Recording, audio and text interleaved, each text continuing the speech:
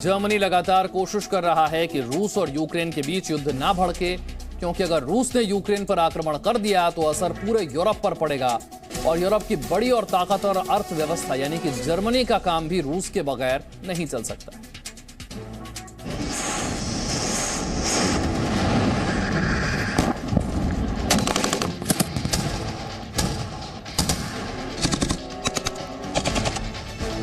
Putin के गुस्से को शांत करना आसान नहीं है।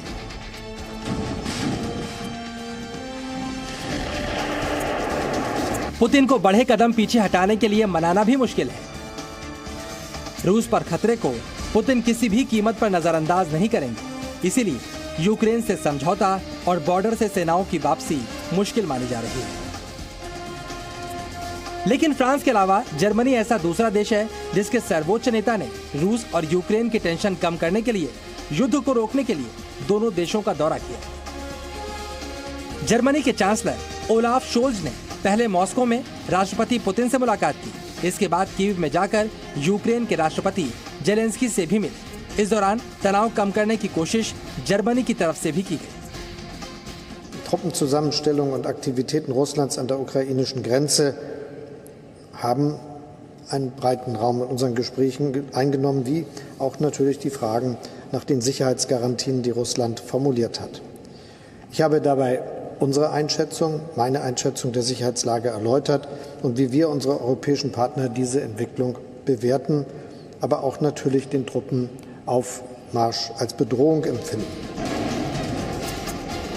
यानी जर्मनी ने एक तरफ यूक्रेन बॉर्डर पर रूस की सेनाओं की मौजूदगी पर चिंता जाहिर की, दूसरी तरफ रूस की सुरक्षा चिंताओं की भी बात की। जर्मनी की बात रूस इसलिए भी सुन सकता है क्योंकि दोनों देशों के व्यापारिक हित एक दूसरे से जुड़े हुए हैं। यूरोप की सबसे बड़ी अर्थव्यवस्था यानी जर्मनी गैस के लिए रूस पर निर्भर है। इसके अलावा जर्मनी ही ऐसा नाटो देश है जिसने रूस के खिलाफ यूक्रेन को हथियार सप्लाई करने से इनकार किया था। जर्मनी की जो गैस आ रही है रूस से वो खतरे में पड़ जाएगी।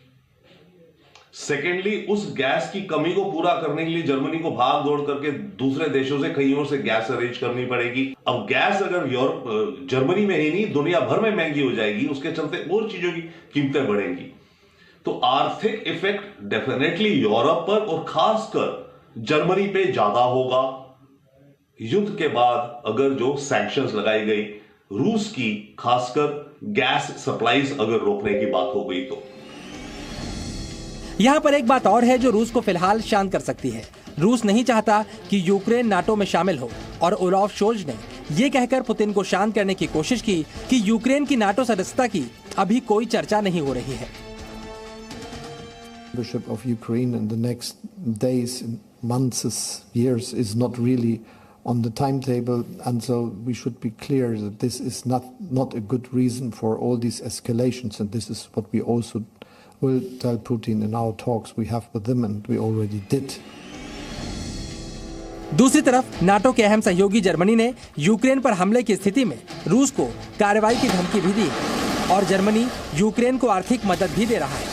रूस पर इन देशों का दबाव है। जर्मनी और फ्रांस नाटो में शामिल वो देश हो सकते हैं जो किसी समझौते के लिए पुल का काम करें, क्योंकि ये यूक्रेन के समर्थन में तो खड़े ही हैं, लेकिन रूस की चिंताओं को भी नजरअंदाज नहीं कर रहे। ब्यूरो रिपोर्ट, जी मीडिया।